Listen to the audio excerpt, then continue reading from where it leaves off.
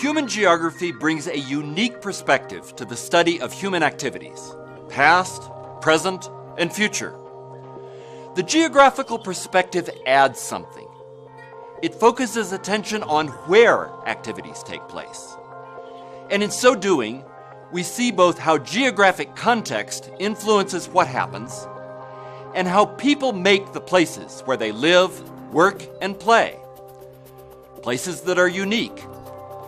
From an Iron Age village in Europe, to a ball court in an ancient Maya city-state, to a paddy in China, to a casino in Las Vegas, to Silicon Valley in Northern California, to a playground in Middle America, to an ethnic neighborhood in New York City, to a fishing village in Greece, to a dairy farm in Ohio.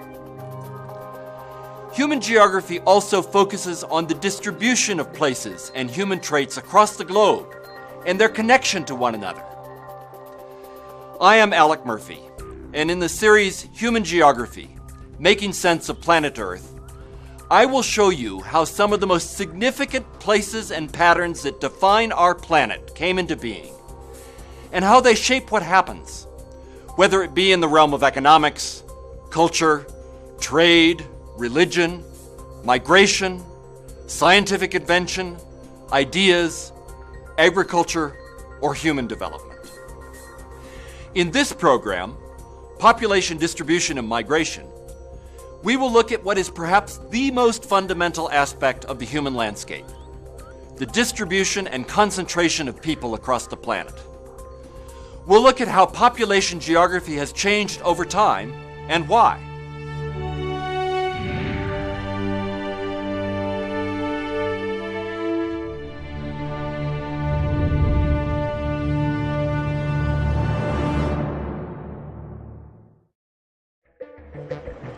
For anybody who travels, it is a common experience to recognize that some places, like New York City, are crowded. There are people everywhere.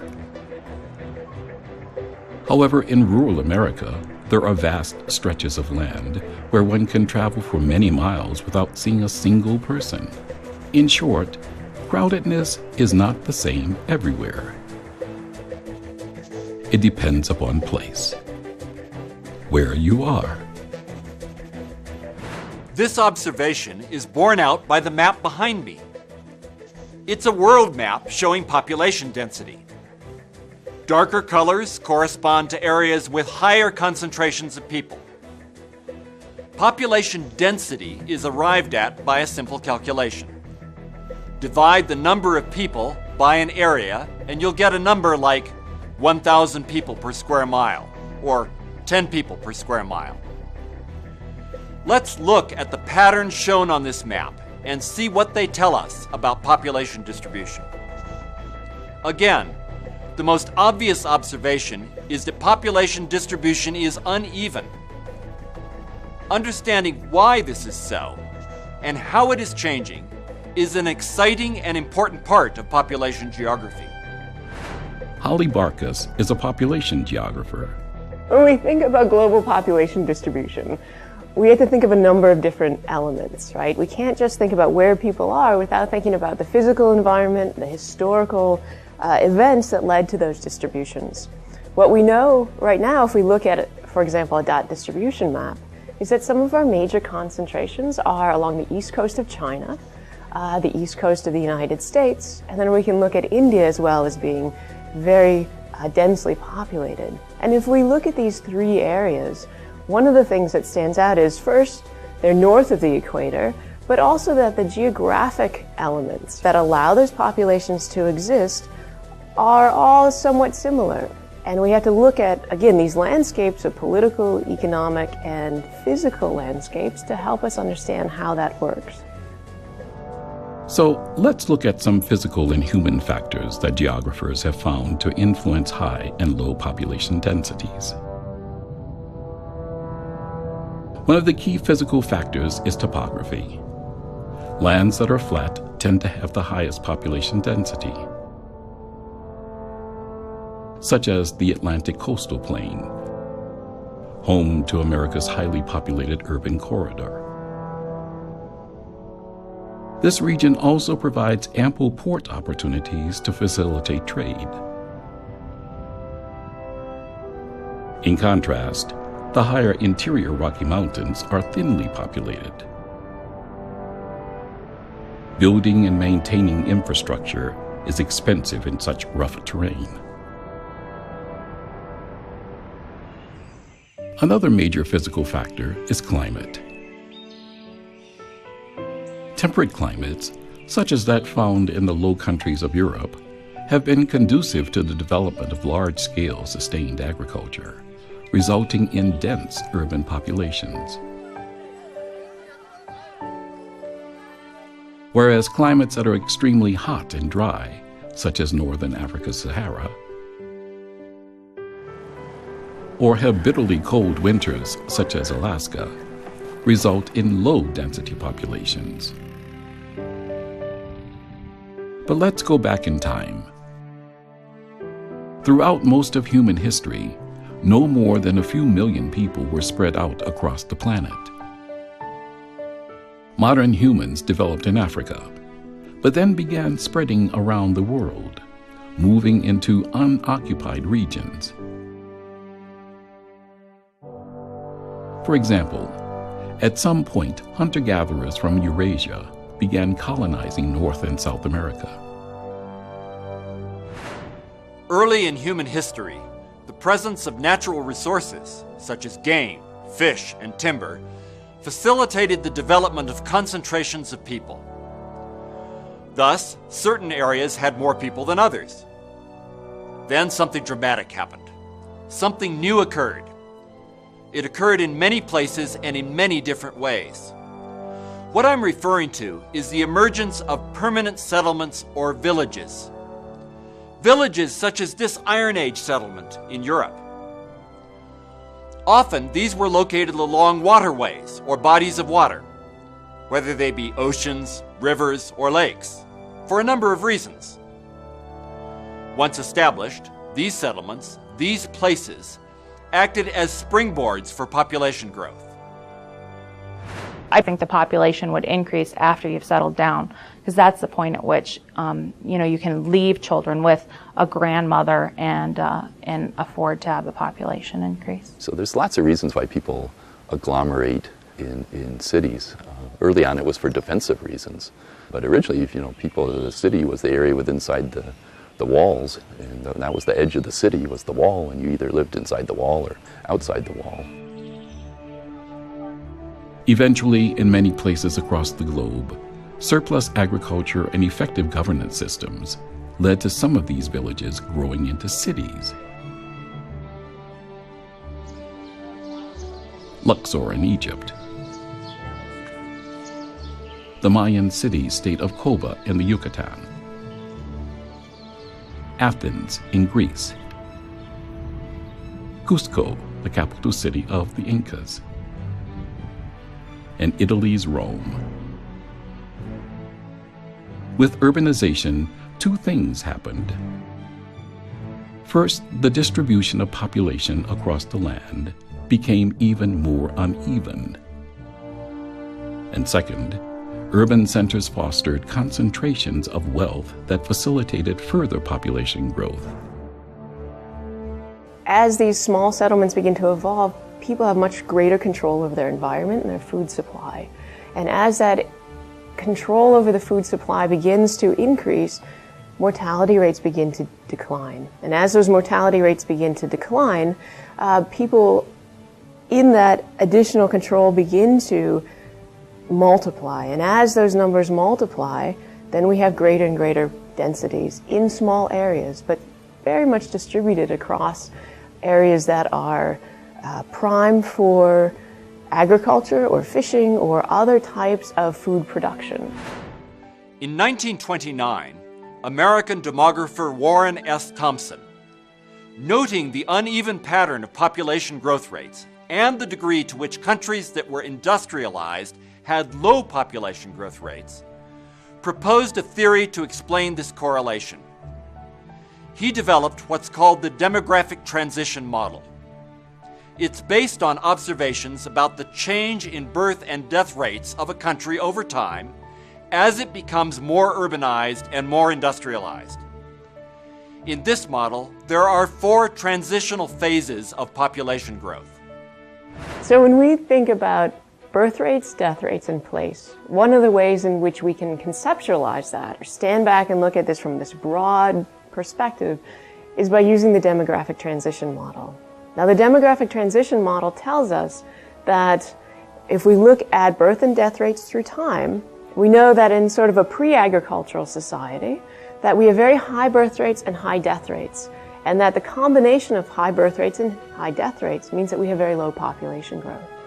However, as that agricultural society, or pre-agricultural society, moves into an agricultural society in stage 2, we can see how birth rates remain high, but death rates begin to fall a little bit.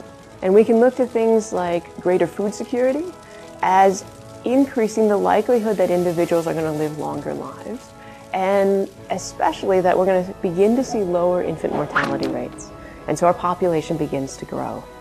And it grows at a relatively high rate because birth rates are still very high, but death rates are falling. In the 3rd stage, though, families have begun to adapt, and birth rates begin to fall, or we see them beginning to fall as death rates have declined, so families can now be ensured that a greater number of their children will survive. We also see broader societal factors like the Industrial Revolution, right? Because the demographic transition models are essentially based on Western Europe, and so we're looking through time at Western Europe. Birth rates begin to fall because children become more expensive to maintain. They're more expensive because now, in an urban setting, because we're seeing these urban agglomerations grow, families have to decide where their children are going to be cared for, and they have to educate those children, and all of those factors cost money. When families lived in agricultural areas, children provided labor. They were an asset to the family, and there was always someone at home, so there were no child care costs. But when we look at an industrialized society where we have more and more people within the family working, those costs increase. And so families begin to make decisions to reduce the number of children they have in their family. The end result at a societal scale is that population growth rates decline. When we get to the 4th stage of the demographic transition, we get to a point where birth rates are low and death rates are low as well. And those low birth and death rates means that population growth is much lower. The demographic transition model was developed by looking at what took place in areas such as Europe and the United States. Geographers can now see that in many places population change is not exactly following this model for a variety of place-specific reasons.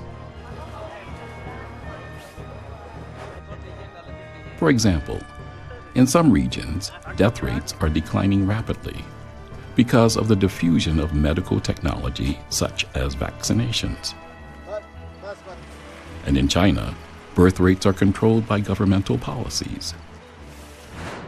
Around 200 years ago, with the number of the world's inhabitants reaching its first billion, Thomas Robert Malthus noticed that human population was beginning to grow at a staggering rate in some places, a rate that corresponded to industrialization and sanitation improvements in parts of the world.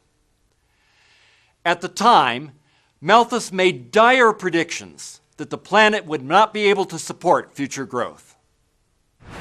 The Reverend Malthus was kind of a gloomy guy. He thought human beings were ultimately imperfectible and that we were just simply going to breed ourselves to death. That he was very pessimistic about our abilities to produce enough food. So the whole focus was on food supply, according to Malthusian population theory.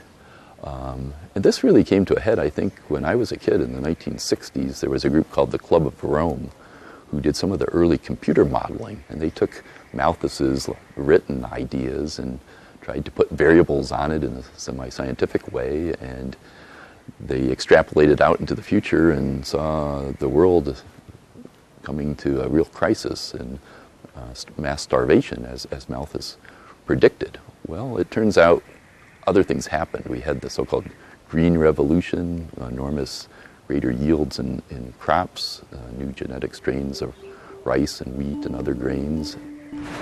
So Malthus's fears proved to be unfounded.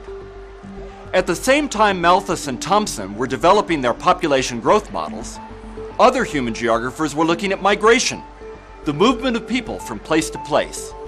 And these geographers developed their own models.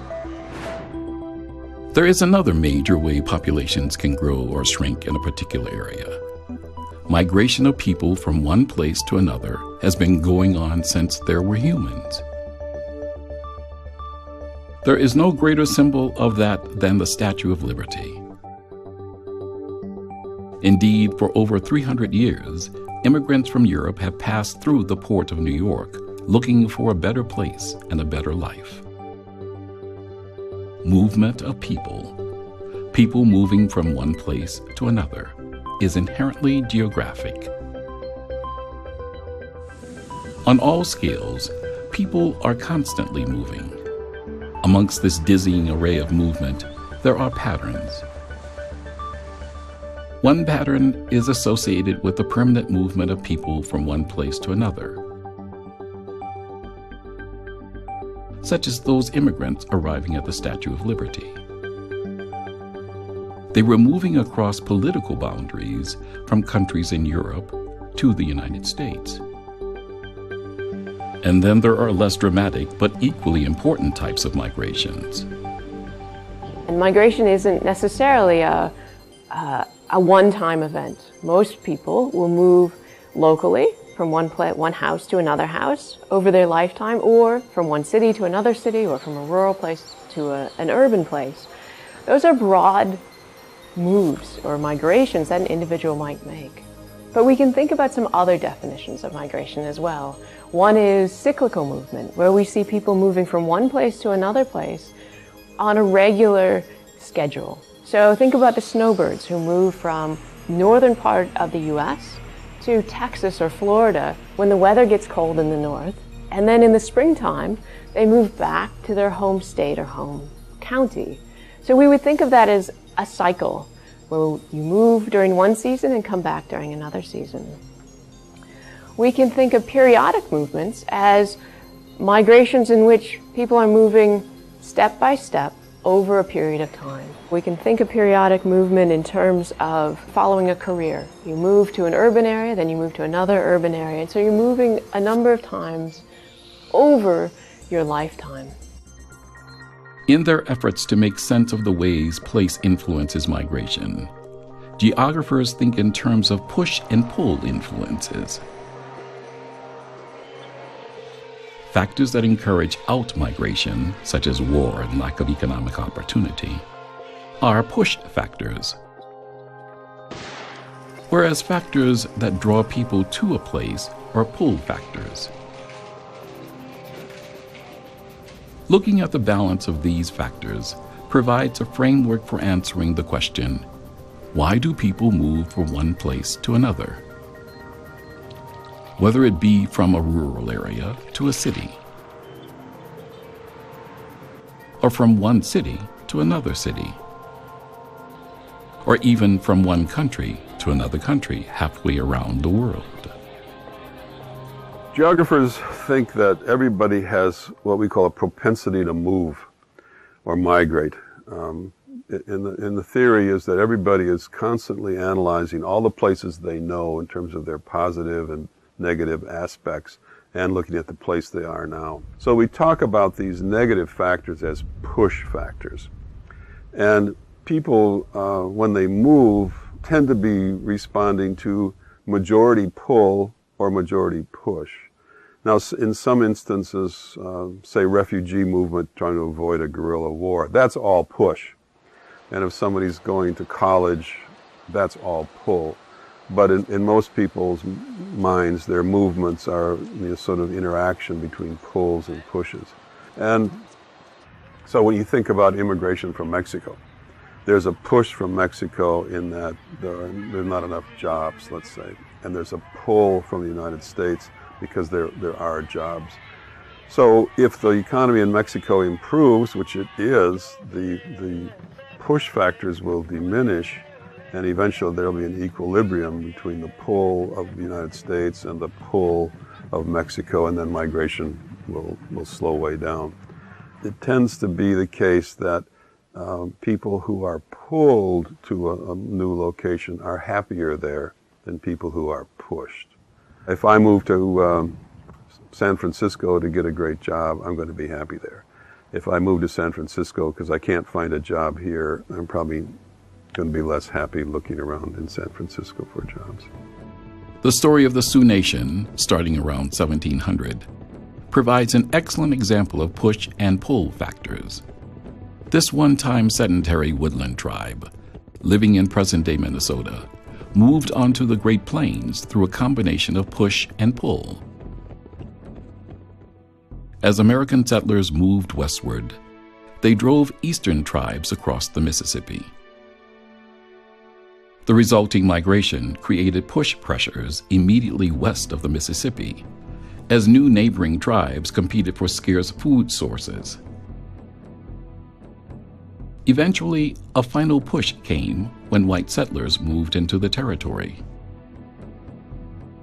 At the same time, a new bountiful food supply in the form of great buffalo herds provided a great attraction, pulling them onto the plains. Here they found great success as a people for nearly 200 years. California, the most populated state in the Union. The great land of opportunity provides a contemporary case study of geographic push-pull factors. So we're talking about push and pull factors with California, and it's interesting that those factors have kind of switched around in the opposite direction now. There are push factors that have been leading people to leave California.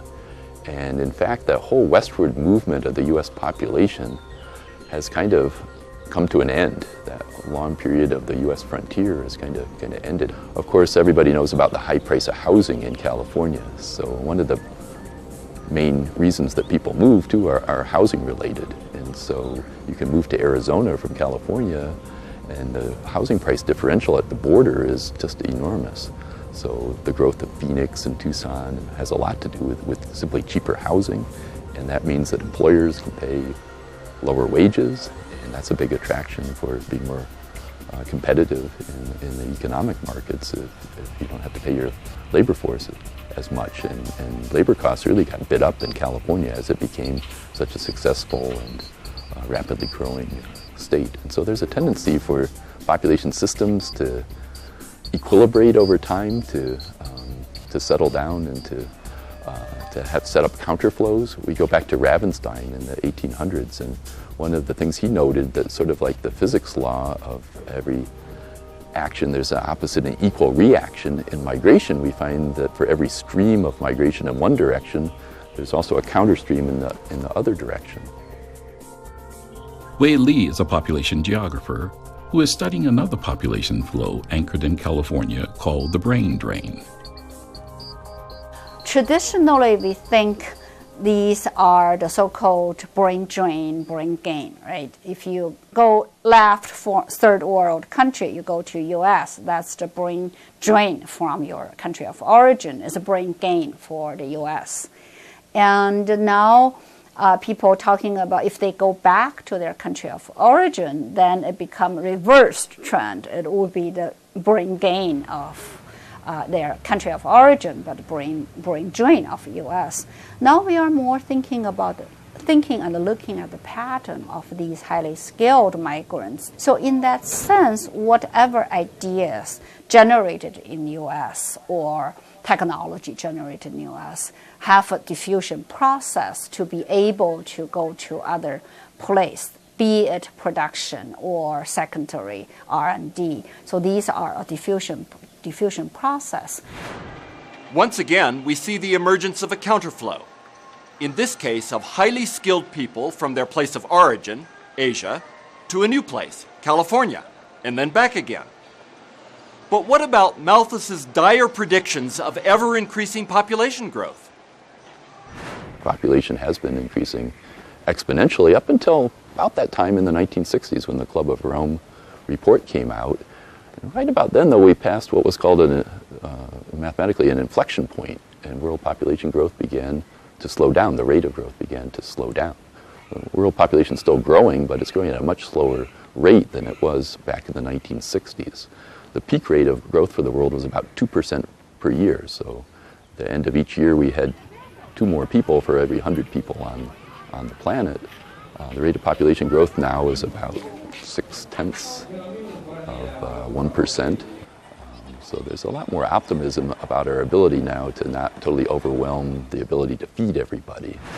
Indeed, it is now believed by many population experts that after 2050, the world's population will reach a peak of 10 billion people and then begin to decline. And of course, the mega shift in migration that defined the 20th century, the extraordinary movement of people from the countryside into urban areas, will likely continue. We cannot grasp the nature and significance of these developments if we do not understand the patterns of population growth, decline, and movement that are unfolding, or the influences different places have on the population picture. We also need to consider the cultural compositions of different peoples and the consequences of the diffusion of certain cultural traits from their places of origin. We turn to these matters in the next program. Thanks for watching Human Geography, Making Sense of Planet Earth. I'm Alec Murphy.